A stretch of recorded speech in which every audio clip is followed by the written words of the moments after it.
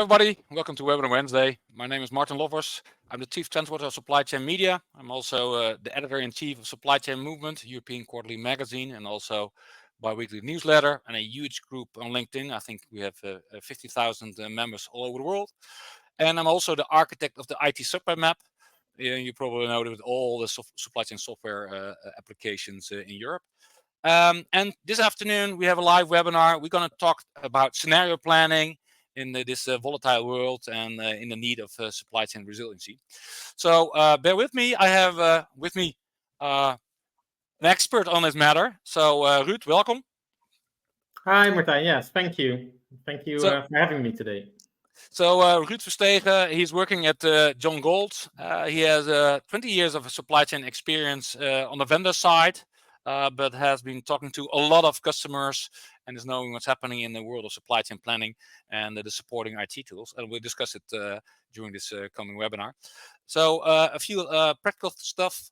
So this webinar will be recorded, will be made available on YouTube within 48 hours. The audience on mute, but you can interact with us, so you can ask questions to the both of us. So on the right-hand side, you will see the chat functionality. So probably people will ask, is it this webinar recorded? Yes, it is. So I will follow the questions on the Q&A functionality. So that's one below the chat. So you see these small text bubbles. So if you have questions to Ruud or myself, please ask them over there. And if these questions are in line of our conversation we will having, I'll ask these questions immediately. If not, I will reserve these questions to the end. So at the end, we have an extra 30 minutes. So if you still have questions or if you want to talk with us, feel free to sit down in the virtual lounge and I will show you how to get there. All right, as of this moment, we will put off our camera so you can enlarge your screen and hopefully you have a better view of all this and can listen to our conversation. All right, so quick introduction about Galt. So as I said, I'm the architect of this SCM IT supply map. So it's similar to the Gartner Magic Quadrants, but then probably these are 15 Magic Quadrants all in one. So basically, I map out all the established supply chain software vendors in Europe based on their actual implementations and their experience. So not what they're selling, but what they actually have implemented. And it's ERP, WMS, TMS, S&OP, and you name it. And of course, Galt is also positioned over here. And as you can see, that's highlighted with the transmission tower. So they have a SaaS platform. So that's one thing. And they are totally committed to supply chain planning, also with a background heritage in forecasting. And now with Atlas, they have a SaaS platform for supply chain planning in a broader sense. So that's how I position it. Ruud, what's something to add on this? No, I think that's indeed correct. So with our Atlas platform, we can support, I would call it the full S&OP cycle, full S&OP functionality. So it's both indeed the demand planning, but also supply, inventory, and all areas in that sense related to supply chain planning. All right. So we're going to talk about resiliency and scenario planning. So what we did together with FSO management consultants in the fall last year, we surveyed 81 senior supply chain executives in Europe, and we asked them, what are the main goals of their transformation? So all the companies and their supply chains are in some sort of a transformation. And basically, number one response is, need for increase of agility and resilience. So that's number one. And of course, cost reduction is also important and creating new business models. What's your response? What do you see in the market when you talk to customers and prospects? Yeah, and that's the similar things, right? So hence we're doing this webinar today. That's why we also chosen the topic of resiliency and how what if scenario planning in that sense can support there. We also see that cost reductions are very important to our clients, but at the same time, a lot of our clients also want to use our tool or in that sense have means to improve their margins and maybe even generate additional revenue using S&OP tools or by doing better forecasting and better demand planning. So another thing, what's remarkable in my opinion, that supply chain executives are talking about AI, that's the dotted line. So they want to adopt it. So they see the possibilities of AI, or they hope to see the possibilities. They are hearing from it. And another thing, one below, is they also see the need for modern supply chain solutions like APS, Advanced Planning and Scheduling, John Galt kind of solutions, but also transport management system and warehouse management system. All right, you just highlighted the turbulent world, but maybe you can explain more if you have a broader view on the world, what's happening, and how to relate all that. Yeah, no, that's good. So what we see, and I think all of us have seen, and I've also seen it that some of the recent webinars which were done here, is that we've all noticed that we have this, as we would call this, potent cocktail of disruptions and events, which are constantly hitting on the supply chain, right? Whether these are the transportation challenges, like a ship being stuck in the Suez Canal, which in a way already feels ages ago. I think so many other events have happened in the meantime. It can be a global outage of systems, whether it's extreme weather, which is leading to floodings, or other macroeconomic events, right? Like inflation, which is rising really fast. At the same time, we also see that these disruptions can be on a smaller scale in that sense. So not a global disruption, but more like a local disruption, like a factory outage at one of your suppliers.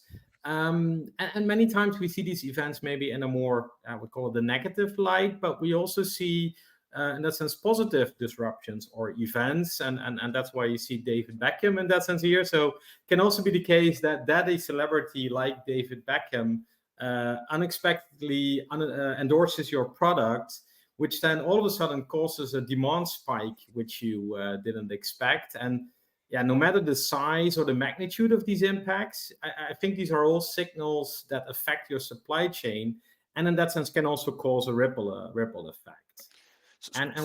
Yeah. Go on. No. When I look at this, it's remarkable. You mentioned David Beckham, because when I do webinars or keynote presentations, and I have huge audience in front of me, I will always say, 50% of your companies won't exist anymore within 5 to 10 years time. Either they will go bankrupt or will be acquired by a competitor. So we are living in an age of creative destruction. That means that if your competitor might lose, that will lead to a huge spike, possibly for you. So that's also something we have to realize. It's not, we were not alone in this world. There are other companies. They will bail out on certain markets. No, not true. And I think that's already leading into one of my stories later in that sense, Martijn. So that's in that sense a good one.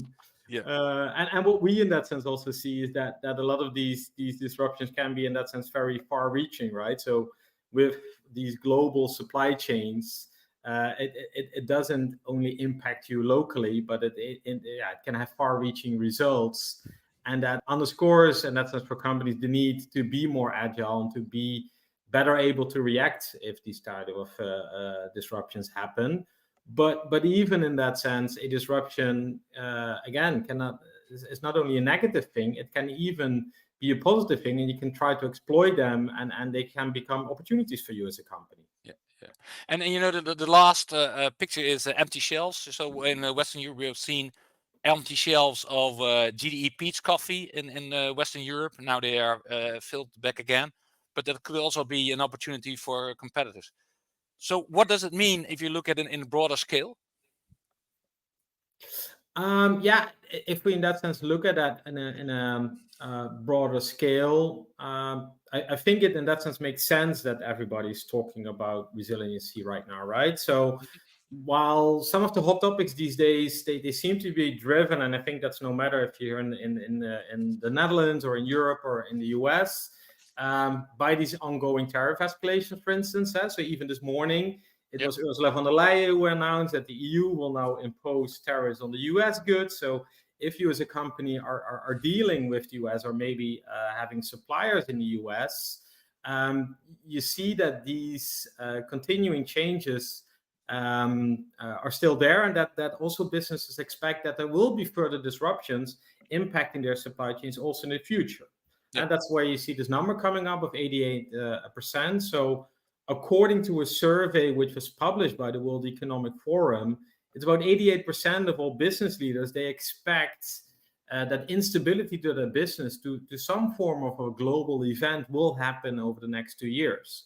And I'm pretty sure that many of the people who are now in this webinar can relate to that, and that you're hopefully also and already thinking about how ready or not is your supply chain right now. So I think the key point is, and that's also what you pointed out already earlier, Martijn, is that you don't know when or what the next disruption will be, whether it is these trade wars or extreme weather or indeed coffee and tea not being available anymore.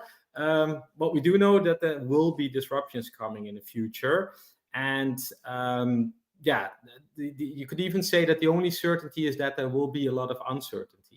And I think that with these many uncertainties, which can be both challenges but also opportunities, you need to build in resiliency in that sense in your supply chain. But how do you do that, right? And what are some of the challenges to get there? Yeah. But when I look at this number, this survey was before Trump was in place.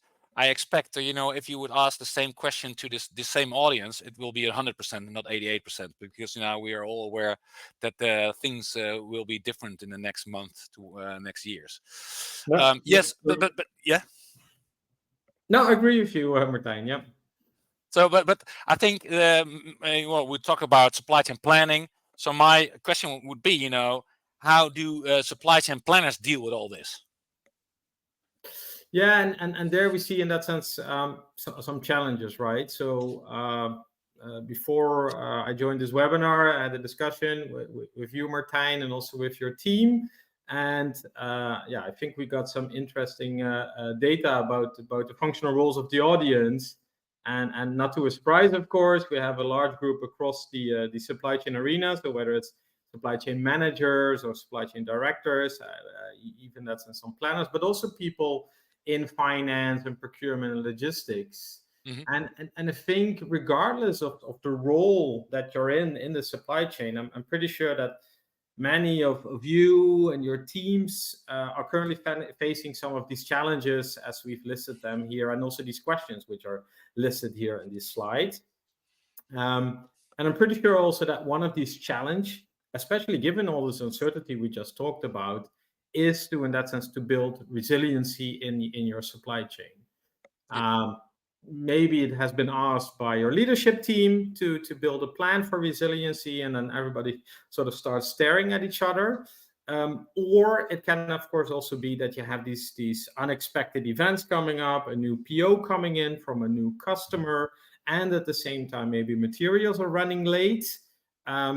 But hey, you as a team, you've looked at and you've increased the safety stock across all your DCs maybe since the COVID time. So you should be okay in order to still fulfill the needs of your customers. And many companies see that already as resiliency in that sense, but we want to take that one step further.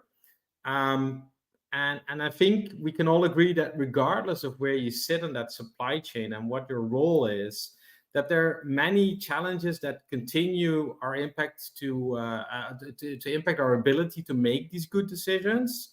And when faced, especially with difficult decisions, we see that more often than not, because systems are disconnected and business processes are very siloed at companies, they sit maybe in different departments, that the supply chain is not able to have that true visibility to understand these complex relationships and the trade-offs in an end-to-end view.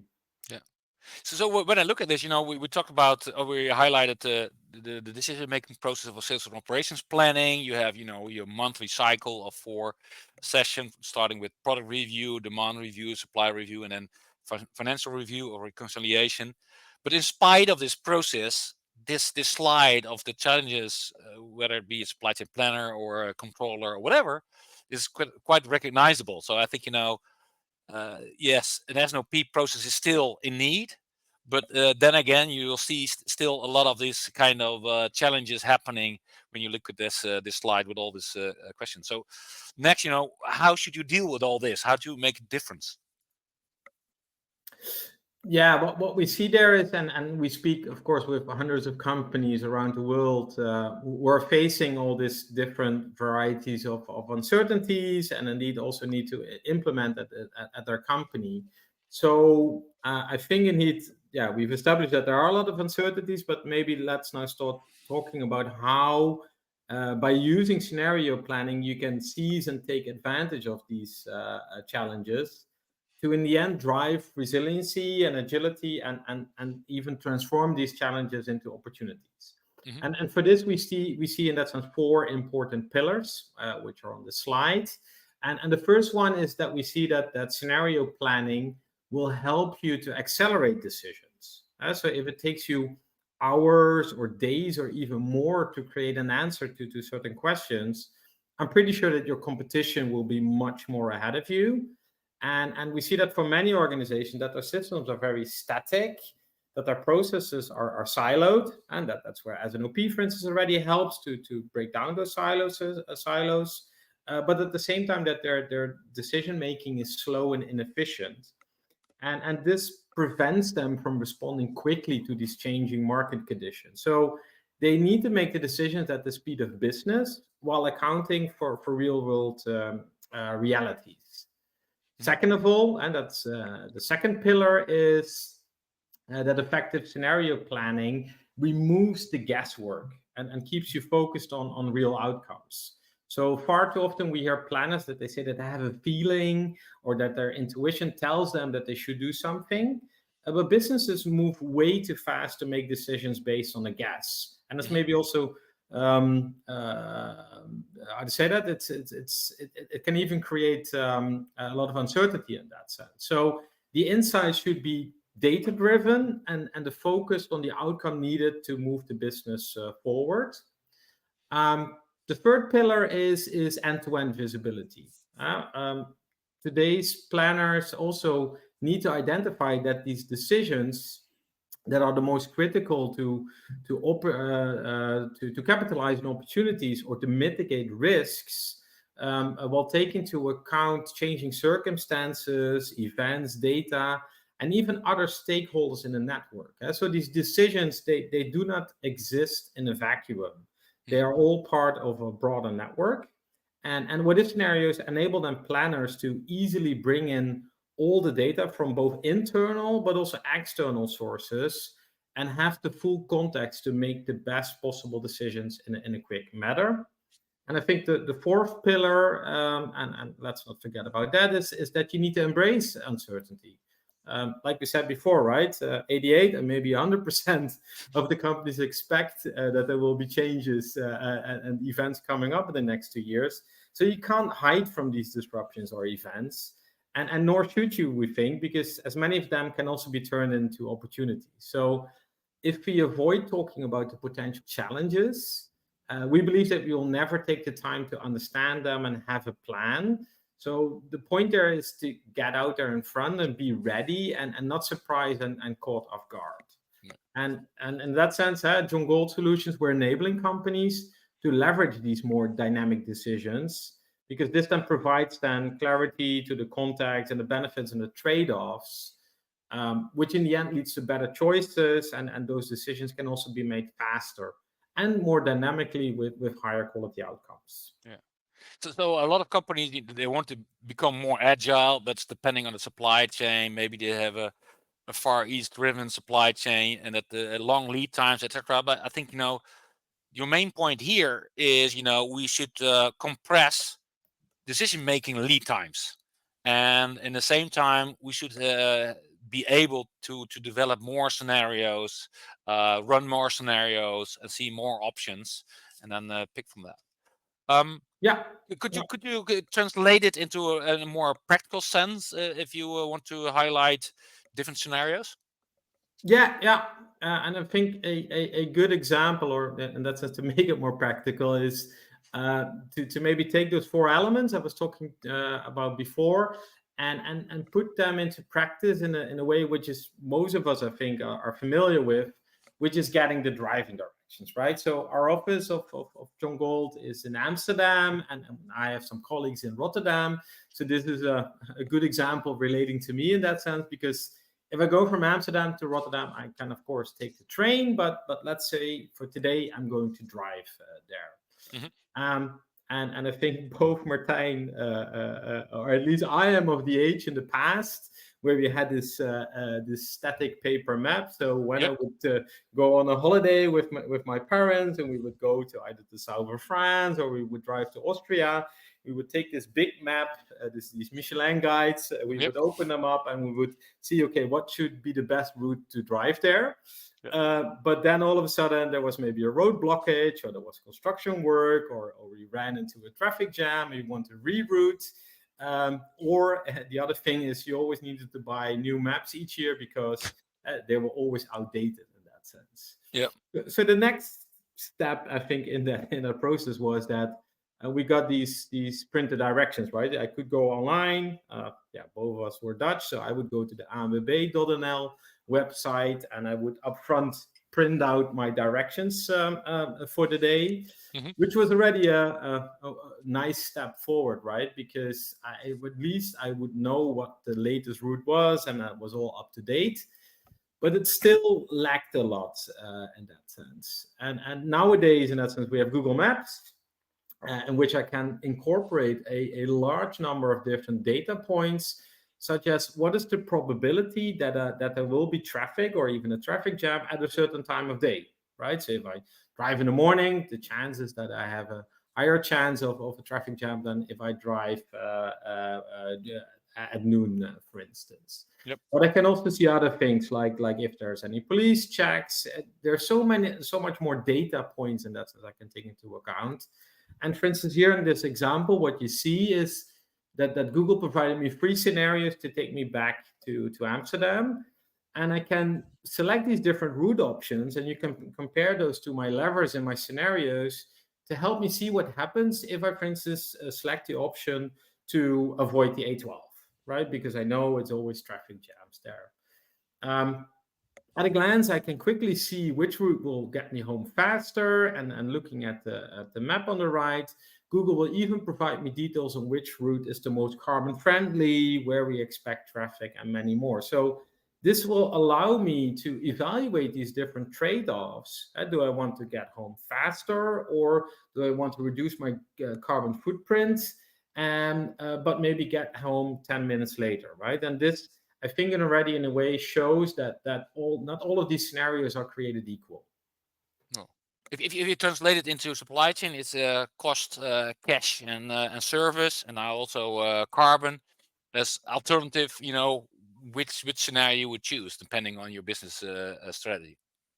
Yeah, indeed, and indeed, based on different KPIs, right, which you set up, and you can apply that in that sense here as well. Yeah. All right, and if you translate it into scenario planning, because yes, we all want scenario planning, but what kind of flavors do you have?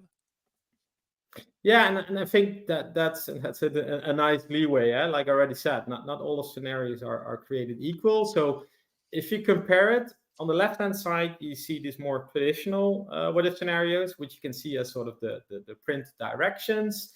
And on the right-hand side, you see the more dynamic scenarios, and you can compare that in that sense to Google Maps. So what we mean with this is that the paper or the printed version is like a traditional what if scenario that is designed to give you a single point in time number, but it doesn't, for instance, quantify for uncertainty. And we believe that that's a problem, because why? Because you and also your business, you must take into account these realities of the world, and you need to include things like volatility and the uncertainty and the complexity which come from it. And the same thing with what Google Maps also does, right? It does take into account this real-time traffic, weather data, to give you, in a sense, a more realistic and also the most optimal time and route to your destinations. If you then compare that to the dynamic scenarios, there you're able to run multiple scenarios simultaneously. And more important, it allows you to introduce uncertainty and the probability that events will happen. And you can compare them then with each other based on real world KPIs, right? So the dynamic scenarios allow you to continuously reassess your options based on what's actually happening right now, and it can handle with this uncertainty and the complexity, unlike the printed map version, right? Unlike the more traditional what if scenarios, which again will only look at and help you at one point in time.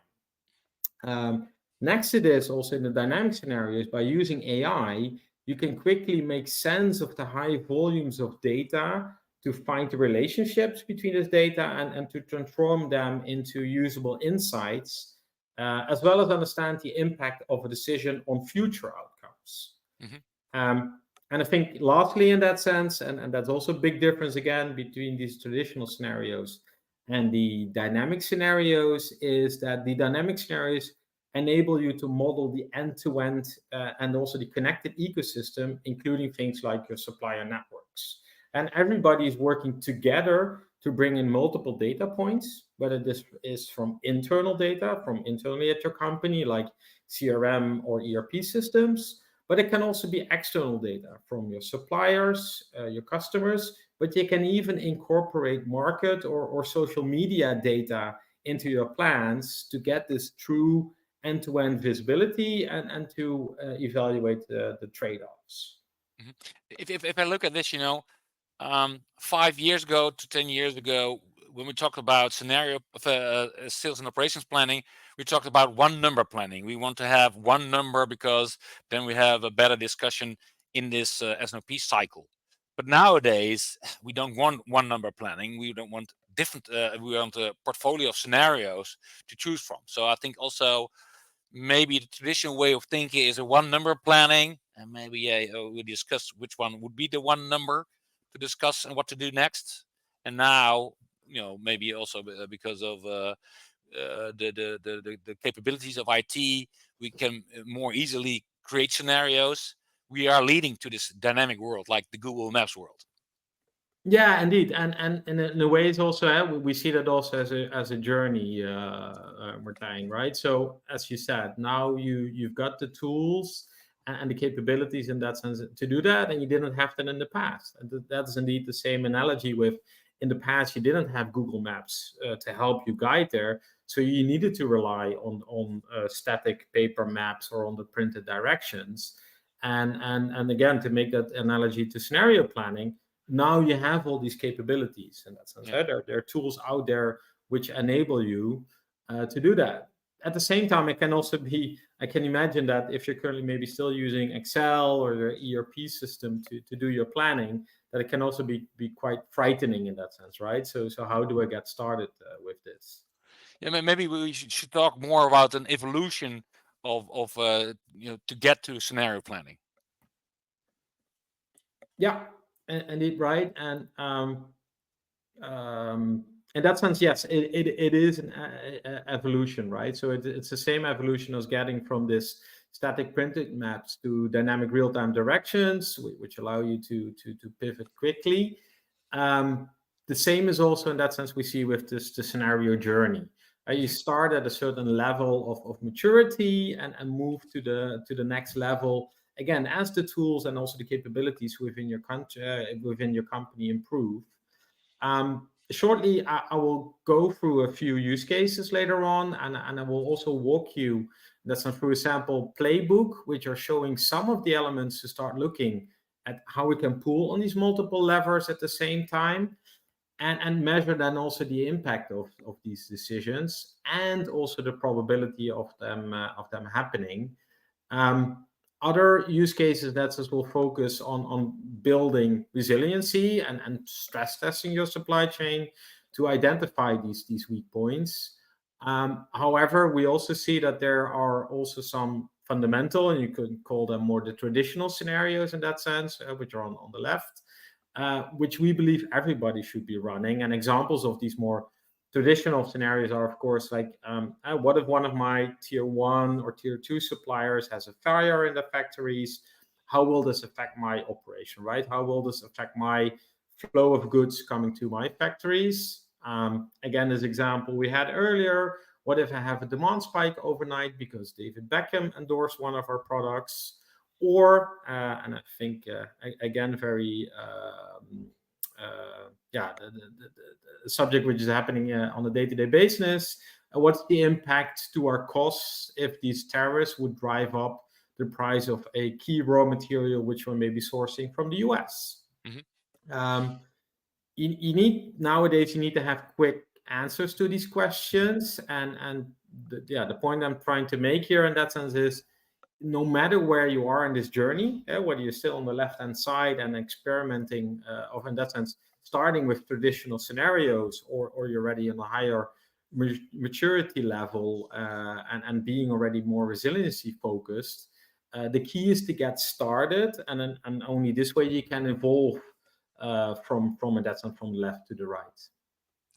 So when I look at this, you have the traditional way of thinking, and being skeptical, you might say, if you are using Excel and you change one figure or one box, you already have a different kind of number, and it could be treated as a scenario.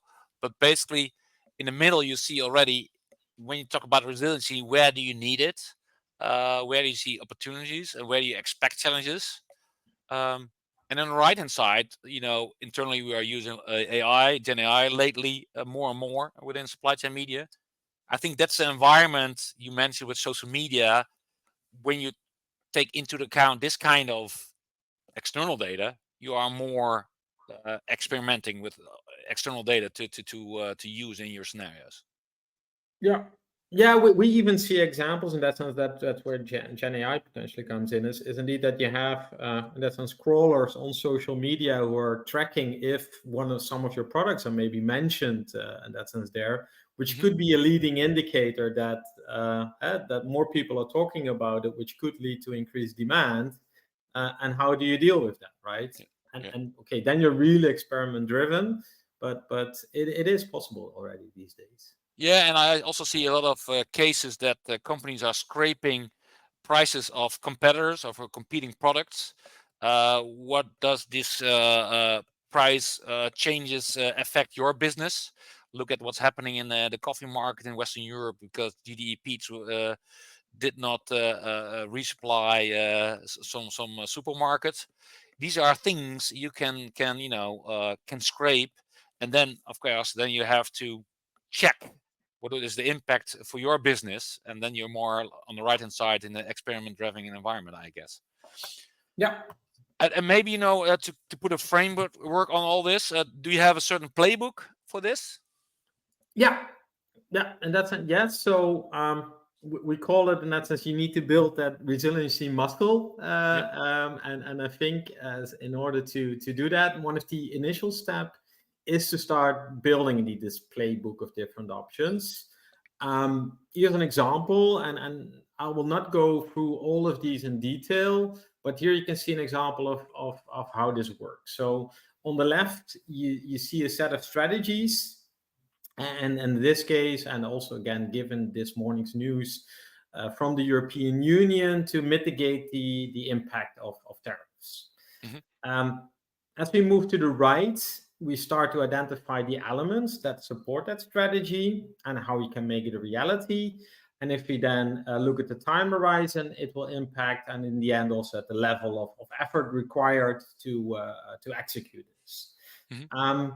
I think by developing such a playbook, this can help your organization to identify what is feasible to accomplish in a given time frame, right? So there are certain things you can do quite quickly, and there are certain things which take more time, and also a need, in that sense, a higher level of investment. So give me as an example in that sense. Let's look at the second line on the list, the tactic of stockpiling inventory. Mm-hmm. companies can mitigate the immediate impacts of these tariffs by, for instance, purchasing additional inventory before the tariffs take effect and still benefit from the lower prices. Next, it is companies utilizing foreign trade zones to store the goods without incurring the immediate tariffs. They need to strategically plan to pay the duties before the new tariffs take effect, to also optimize the cost savings which you will get from the free trade zone, right? Yep. However, it's also important to note that this strategy may have a limited shelf life as these trade policies continue to rapidly evolve. The good thing about this is that this is a tactic which I think involves relatively low effort and investment compared to, for instance, reevaluating your global footprint, your global market manufacturing footprint. Yeah. And as said, right, this is just one example, and also given the time I think we have today for the webinar, I will not address all the options in the playbook. But on some of the next slides, in that sense, we'll dive into 3 example use cases. For one of them, we'll look more at the supplier risk side of things. The second is an opportunity to move manufacturing. And in the third one, and that maybe also relates to the example you gave with GDE earlier, Martijn, we'll dive deeper into how a demand spike scenario and look at ways how you can utilize the advanced scenario planning to quickly decide how to move forward. Yeah. If we look at this playbook, it is quite interesting, to put it down on paper and to see, okay, what are the tactics. There's also more talking lately about rail guards. So what can your planners do and what can't they do? Because you have to respond, and of course you have your SNOP process, and there were decisions being made. But sometimes you have to act real quickly. You cannot wait for next week or the end of this month, especially when you mentioned this stockpiling of inventory. So I think it also should mention that you should have put on paper the rail guard who has the decision power when things are changing. Yeah, and I think that's a good point, right? And please note that this is just one example of these playbooks. And next to these like the railguards you mentioned, I think you should indeed have multiple of these playbooks based on what kind of events or what kind of disruptions are happening, or how is my business evolving. Yeah, and it's good. Maybe we'll go to the different use cases. You mentioned that we're gonna go through 3 different use cases. Maybe to start with the first. Yeah, that's a good one. So the first one is a more supply side scenario, and I think it will sound quite familiar to most of the people in this webinar today.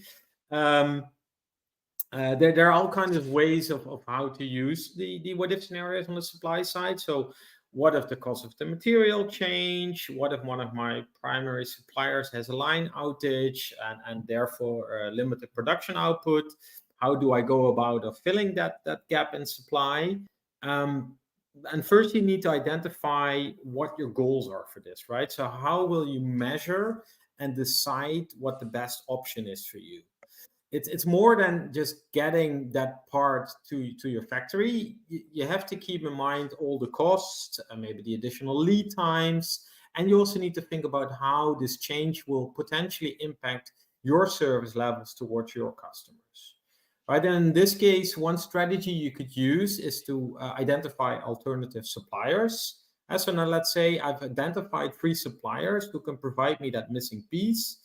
How do I then decide which is the best one to use? With traditional scenarios, I compare the costs and how that impacts my margins, one supplier at a time, and have a moment in time to view of it. So I would first run supplier 1, then do supplier 2, and then 3, and I would manually compare the outcomes to try and identify the differences. Like you said, I'm changing one thing in Excel, and then I have my scenario in that sense, right?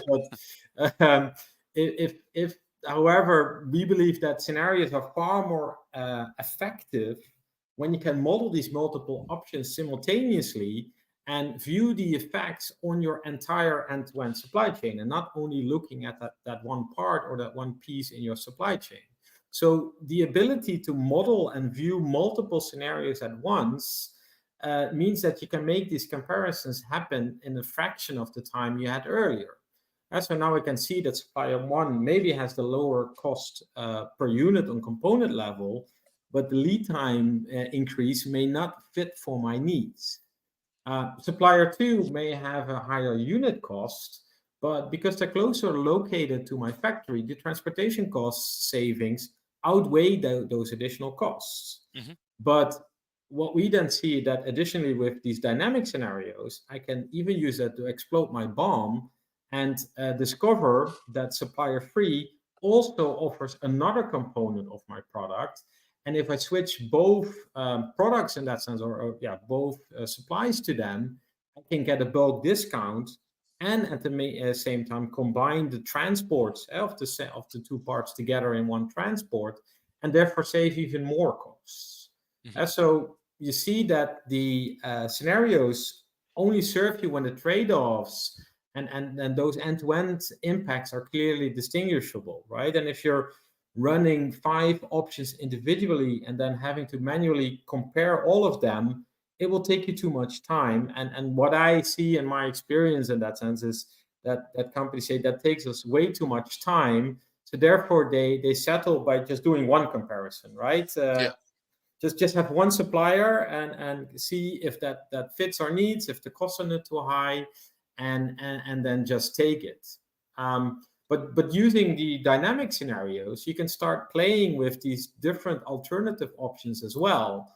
So you could even think about, what if I would reformulate the material for the finished goods? Instead of trying to find another supplier, what if I would have different materials for this? What would be the impact in that sense there? So I think that no matter the options you're exploring, it's important that you can compare how these strategies that you've identified will impact your entire supply chain, and in the end also how they impact your bottom line. And in this example, of course, I've discussed more about how you can respond to a challenge, but the same idea can also be applied, and you can also build a playbook in advance to be ready if and when something happens. Right? And then we go again back to this uncertainty and this probability. So scenario planning also allows you to stress test your supply chain to proactively identify the weak spots in your supply chain, and the ones that are most likely to collapse when the disruptions happen. And by experimenting ahead of time for likely events, this allows you to reduce firefighting later on, and make faster decisions when these disruptions will occur. Yeah. So interesting thing about what you mentioned about different kind of levels of scenarios using just changing a small Excel.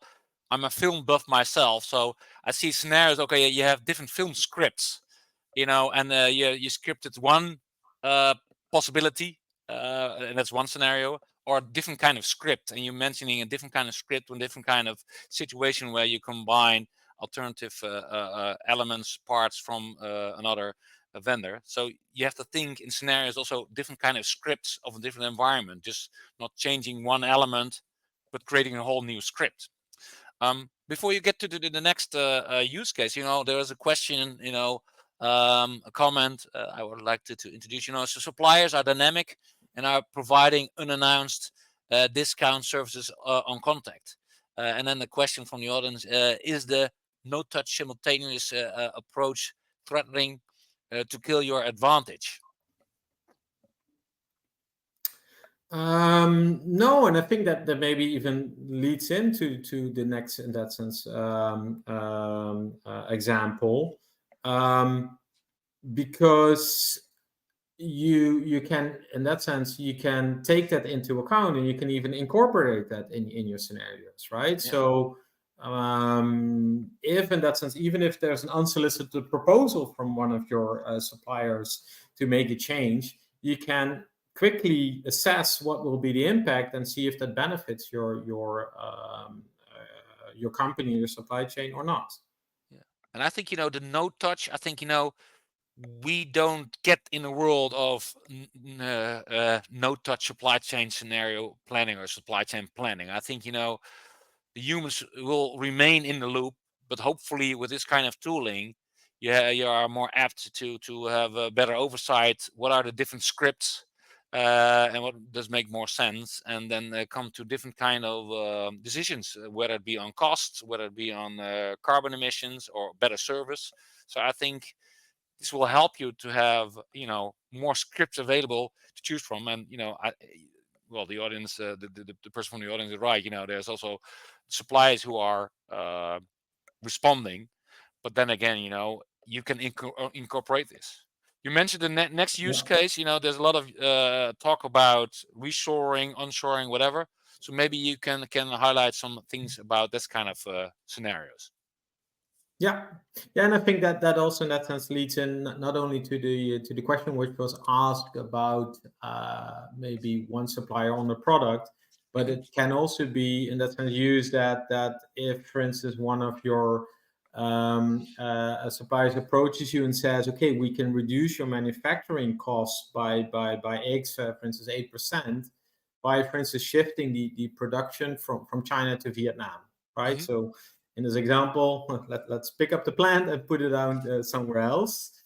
Again, also at the first glance, this could look interesting in that sense for you, but it's essential to assess how this change will impact, again, your end-to-end supply chain, right? So does this make sense for your business? How will this impact the lead times? Do you maybe have other suppliers near the current manufacturing location that would also then need to either ship the material to the new location, or would it even require you to find some other tier 2 suppliers, right? And this way you can see that this can become an incredibly complicated question in a very short time. And what we then see that with these traditional what if scenarios, and a lot of companies, it would maybe take them weeks, if not months, to collect the data and create an answer to this question. And then by the time that you have this answer, maybe the original assumptions have already changed as the market has already moved on.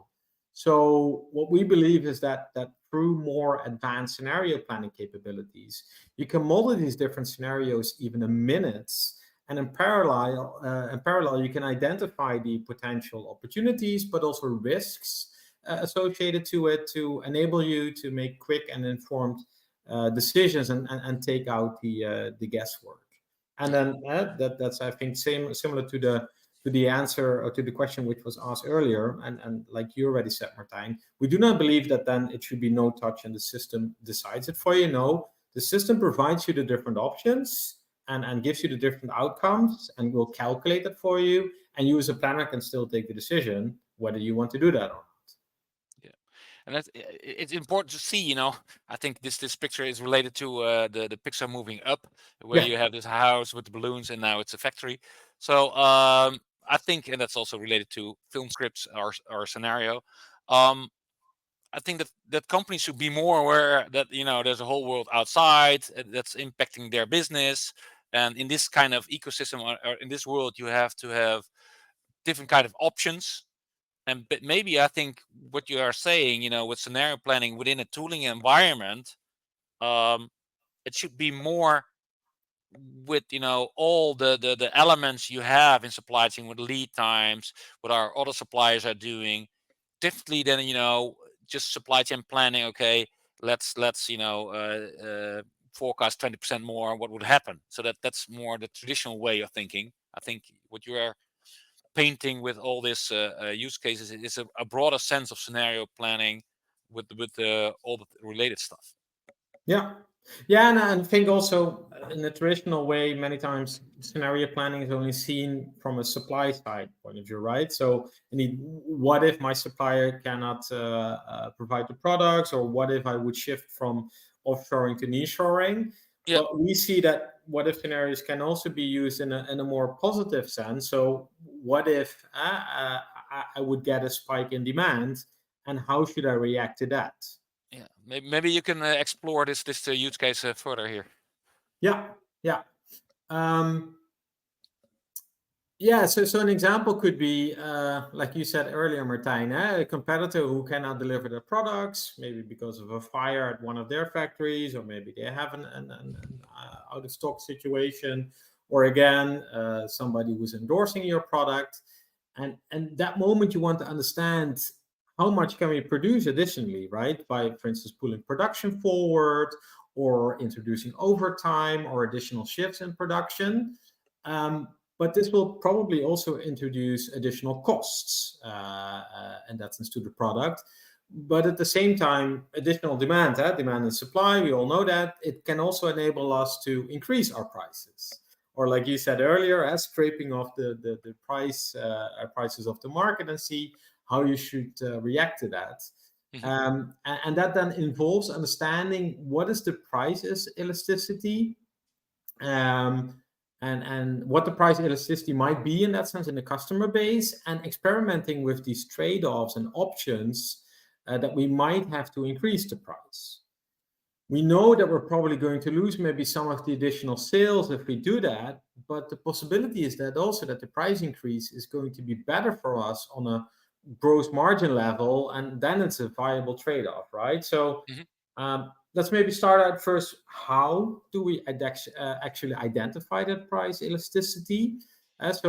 Using advanced supply chain solutions like our Atlas planning platform, you can use machine learning capabilities and also do the causal forecasting to help us identify these relationships between our sales and the different variables that we think might explain these sales.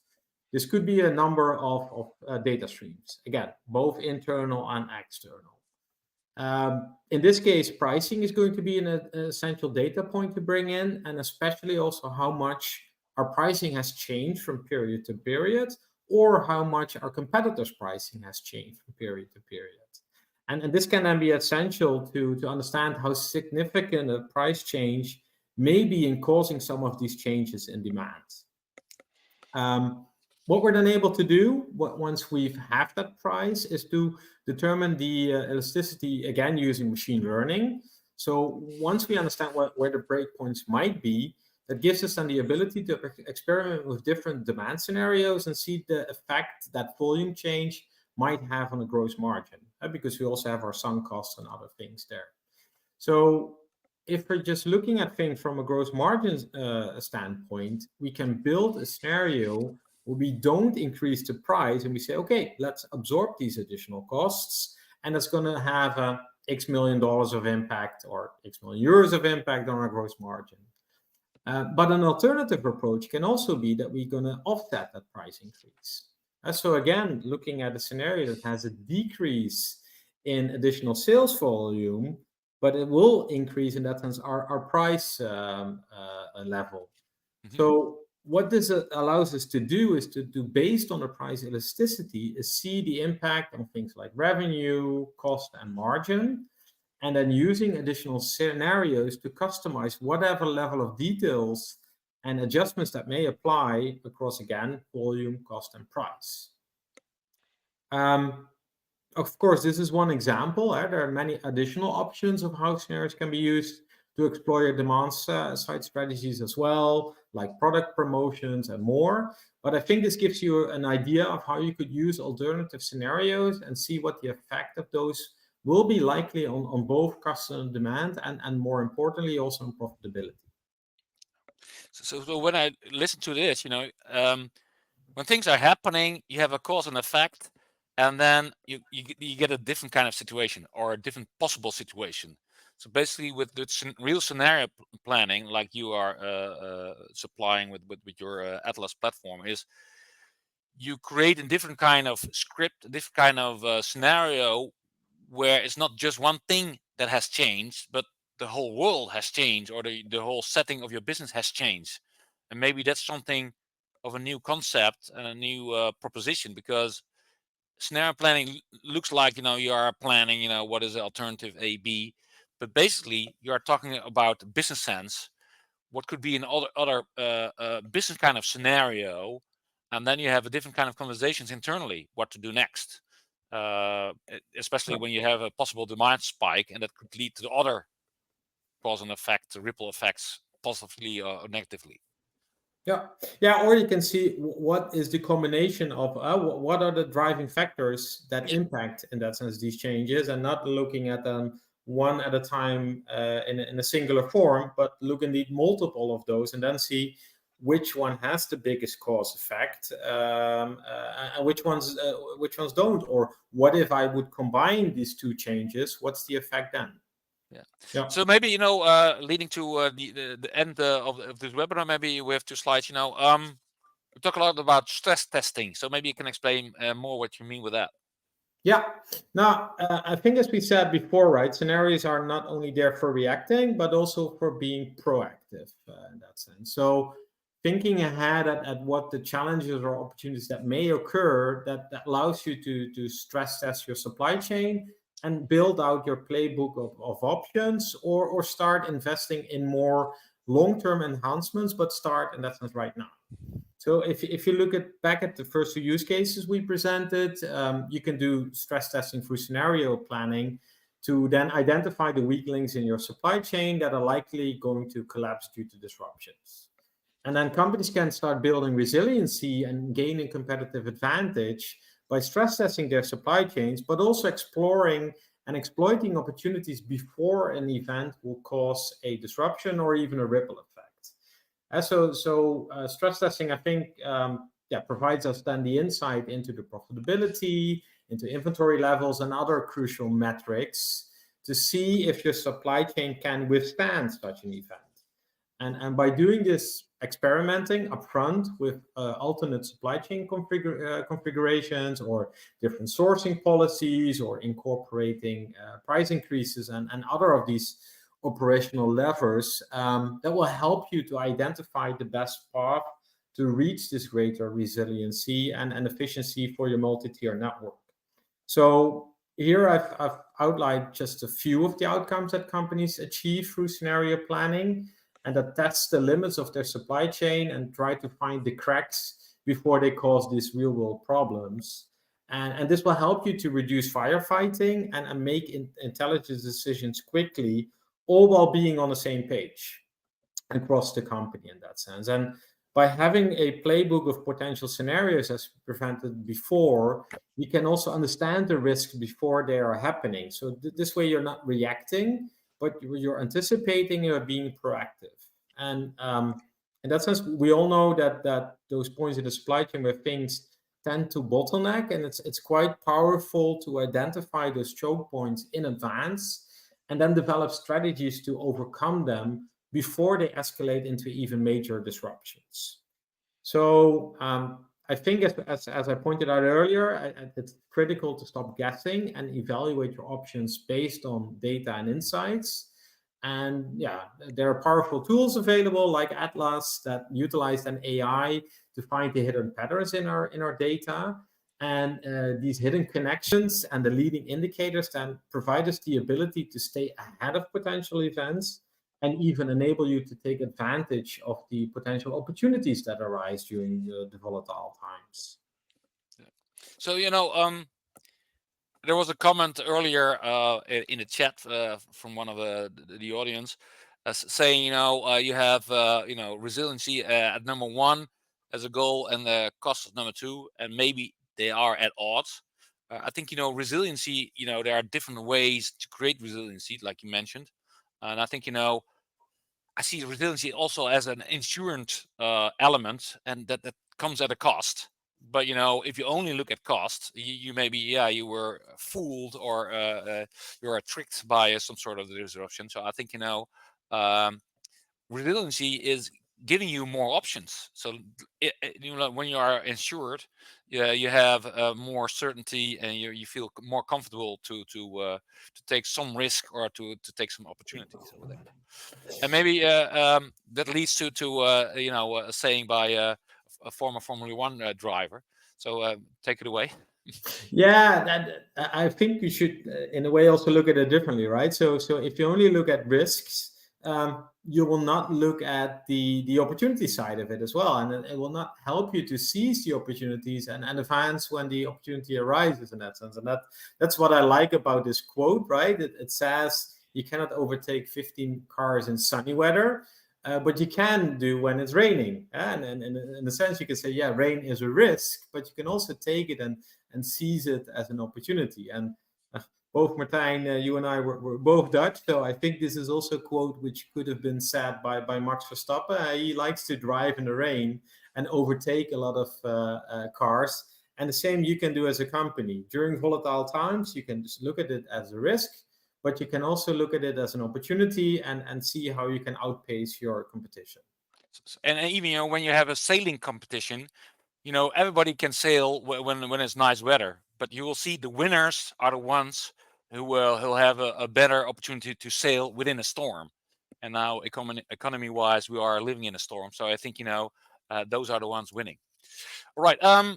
Unfortunately, we are out of time, but I already asked some questions from the audience. So if you have some more questions, or you want to sit down with Ruud and myself, there's an opportunity next to this to sit down in the virtual lounge to have a further conversation with the two of us about supply chain planning and scenario planning. So you can join us right after this. There's more information by John Galt, white paper blog, and more interesting information. You find it here. I will make sure this is also available in the PDF of our presentation. So with this, I would like to thank the audience for their questions and listening either live or in the recording. And Ruud, thank you for this conversation about scenario planning. Yeah, no, thank you as well, Martijn. Also, thank you for the audience to staying in. I do realize that today we've presented some use cases. We haven't really shown you, in that sense, anything about our solution. Would somebody be interested in that sense? We're always willing to, of course, give a demonstration of how that would work in our solution. So please feel free to reach out to us if you have any questions. All right. Thanks again. Thanks for now, and maybe I will see you later now in the virtual lounge. If not, I hope to see you once again on another webinar Wednesday. Thanks for now, and bye bye.